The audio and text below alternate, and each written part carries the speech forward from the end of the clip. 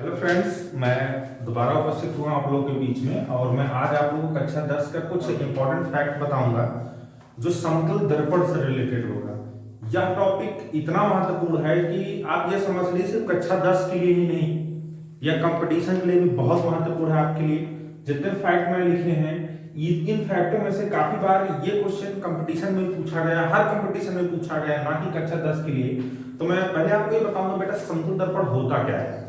देखिए, जैसे मान लीजिए एक प्लेन पेपर है, इसी तरीके से कुछ समतल दर्पण बेटा होता है जिसके एक सिरे को, मतलब ये मान लीजिए आगे वाला सिरा जो होता है परावर्तक पृष्ठ बनाया जाता है, परावर्तक तल बनाया जाता है। परावर्तक तल मतलब जिस तरफ आप अपना चेहरा देखते हो उसको हम परावर्तक पृष्ठ कहते हैं। और इसके पीछे वाले साइड पे, इसका पीछे वाला साइड इधर है, मतलब इस साइड को मैं ऐसे कर ले रहा हूं, इसको हम क्या करते हैं बेटा, इसको हम पेंट कर देते हैं, सिल्वर कोटिंग कर देते हैं या कलई कर देते हैं, ठीक है। इसको हम कर देते हैं जिससे क्या हो कि जब प्रकाश पड़े इस पे तो प्रकाश आर पार ना हो। तो पेंट करने से क्या होता है बेटा, जब कोई भी प्रकाश की किरण पड़ती है इस पे तो क्या होती है, परावर्तित हो जाती है। बिल्कुल, तो समझ में आ गया होगा समतल दर्पण किस साइज का होता है, या ना दबा होता है, मतलब इसमें कोई ये कह सकते हो कि कोई भी वक्राकार भाग नहीं होता, एकदम प्लेन होता है। एक पृष्ठ पे कलई कर दी जाती है और ये कलई मतलब कोई पेंट कर दिया जाता है जिससे, और एक पृष्ठ को क्या बनाया जाता है बेटा, परावर्तक पृष्ठ बनाया जाता है। आइए हम कुछ पॉइंट समझते हैं। तो चलिए ठीक है, अब हम समझते हैं कि कुछ पॉइंट्स इसमें हैं, जैसे कि समतल दर्पण से रिलेटेड बहुत ही इंपॉर्टेंट फैक्ट है, मैंने यहां पर लिख भी दिया है। आप चाहो तो इसका स्क्रीनशॉट ले लेना बाद में, पहले ले ही लो, फिर उसके बाद मैं आपको समझाऊंगा, क्योंकि गंदा हो जाएगा नहीं तो। आई होप आपने स्क्रीनशॉट ले लिया होगा। मैं पहला पॉइंट पढ़ता हूं, क्या है पहला पॉइंट बेटा, लिखा है समतल दर्पण से बना प्रतिबिंब आभासी तथा सीधा होता है। क्या होता है बेटा, समतल दर्पण से बना प्रतिबिंब आभासी तथा क्या होता है, सीधा होता है। मैंने कल आपको बताया था आभासी प्रतिबिंब क्या होता है, तो आप वही समझ सकते हो। आभासी प्रतिबिंब एक ऐसा प्रतिबिंब होता है जिसको पर्दे पर नहीं लिया जा सकता, इसका सिर्फ क्या किया था, फोटो खींचा जा सकता है। सीधा मतलब जैसे मैं सीधा खड़ा हूं तो यही सीधा, उल्टा नहीं बनेगा। या उल्टा मतलब जैसे मेरा पैर ऊपर हो जाए, सर क्या हो जाए, नीचे हो जाए, इसको हम उल्टा प्रतिबिंब कहेंगे, ठीक है। दूसरा पॉइंट क्या बेटा, प्रतिबिंब का आकार वस्तु के आकार के बराबर होता है। कहने का मतलब ये है, जैसे मान लीजिए आपका ये दर्पण है, इस तरीके से समझ लीजिए, ये एक दर्पण है और इस दर्पण में एक कोई व्यक्ति बना दिया, ये व्यक्ति इस तरीके समझ सकते, कोई व्यक्ति है, ठीक है।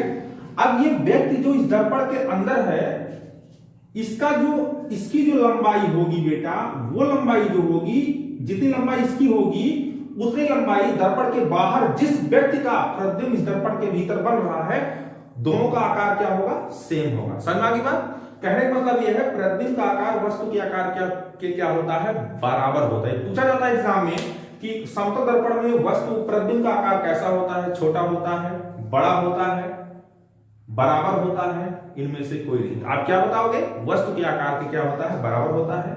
तीसरा पॉइंट बड़ा ही इंपॉर्टेंट पॉइंट है, प्रतिबिंब दर्पण के पीछे, ध्यान से देना, प्रतिबिंब दर्पण के पीछे उतनी ही दूरी पर बनता है जितनी दूरी पर वस्तु दर्पण के सामने रखी जा होती है। जैसे कहने का मतलब ये है, जैसे मान लीजिए कि सामने कैमरा चल रहा है, जितना मैं कैमरे से मैं जितना सामने हूं, मतलब कैमरे को आप समझ सकते हो, दर्पण समझ सकते हो, यानी दर्पण से मेरी कुछ दूरी होगी, मेरी क्या होगी, दूरी होगी, यानी आप मुझे समझ सकते हैं, मैं वस्तु की तरह हूं।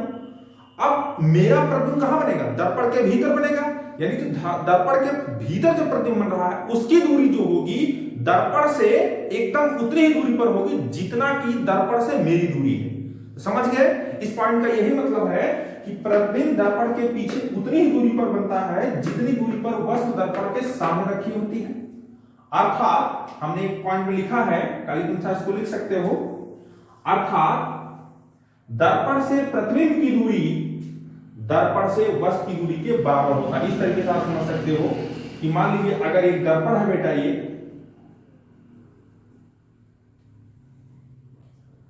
अगर ये कोई वस्तु है, इसकी दूरी मान लीजिए 1 मीटर है, तो जो प्रतिबिंब बनेगा दर्पण के भीतर बनेगा, इधर तो बनेगा, यहां नहीं बनेगा, अंदर बनेगा, यानी ये दूरी भी क्या होगी बेटा, 1 मीटर होगी। क्लियर है। अगर ये नहीं समझ में आया, मैंने आपको जैसे समझाया भी पीछे, उस तरीके से समझ सकते हैं। अगला पॉइंट क्या है, अगला पॉइंट बहुत महत्वपूर्ण है, ये एक बार एसएससी में पूछा गया प्रश्न है ये, किसी व्यक्ति को समतल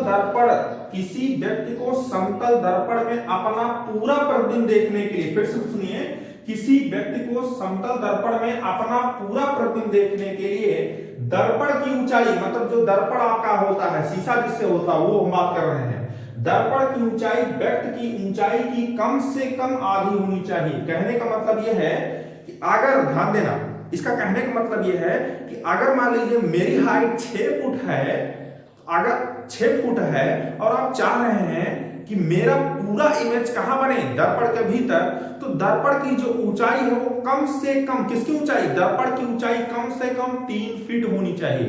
अब किसी के दिमाग में होगा सर 3 फीट होनी चाहिए क्या, 4 फीट नहीं हो सकता?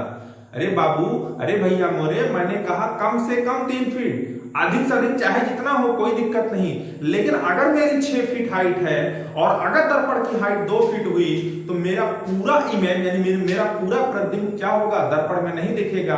हो सकता है पूरा यहां तक दिखे, पैर कट जाए, ऐसा कुछ हो सकता है।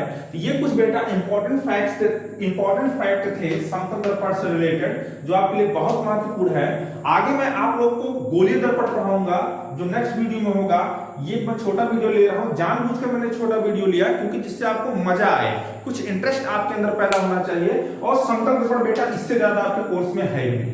अगर कोई बहुत डिटेल में आपको पढ़ाता है तो कोई जरूरत नहीं है, इससे ज्यादा आपके लिए कोई जरूरत नहीं है। एक चीज और, एक पॉइंट और जानिए समतल दर्पण के बारे में आप बेटा, एक कुछ पॉइंट और समझ सकते हैं बेटा। समतल दर्पण की जो फोकस दूरी होती है ना, वो अनंत होती है।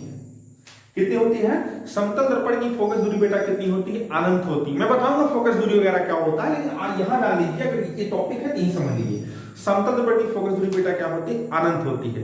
चलिए अब मैं आपको समतल दर्पण से रिलेटेड कुछ एक चीज और बताता हूं, तब तक इसमें नजरें निकालिए। चलिए अब हम समतल दर्पण के बारे में समझ लिए। अब हम समझते हैं बेटा पार्श्व उत्क्रमण क्या होता है, लेटरल इन्वर्जन। पार्श्व उत्क्रमण, अब आपके दिमाग में होगा पार्श्व उत्क्रमण कौन सी शब्द आ गया? ये बेटा समतल दर्पण से ही संबंधित एक चीज है। देखिए बेटा हम क्या करते हैं, जैसे मान लीजिए कि हम समतल दर्पण के सामने खड़े हो जाते हैं, ठीक है, समतल दर्पण के सामने खड़े होते हैं तो हमारा इमेज कैसे बनता है संदर्भ में, बिल्कुल हम उलट जाते हैं इस तरीके से, ठीक है। ये समतल दर्पण माने सामने हम खड़े हैं, आपके सामने हम खड़े हैं, ये समझ लीजिए हम समतल दर्पण के सामने खड़े हैं। ये मेरा कौन सा हाथ है? इस हिसाब से मैं देखूंगी ये मेरा बायां हाथ है यानी बायां हाथ है। ये मेरा कौन सा हाथ है? ये मेरा दायां हाथ है। तो जब हम समतल दर्पण के सामने जाएंगे, समतल दर्पण में होंगे, तो समतल दर्पण मेरा जो दायां हाथ होगा वो प्रतिबिंब का बेटा बायां हाथ होगा, और जो मेरा बायां हाथ होगा वो समतल दर्पण में जो प्रतिबिंब है उसका कौन सा हाथ होगा? दायां हाथ होगा।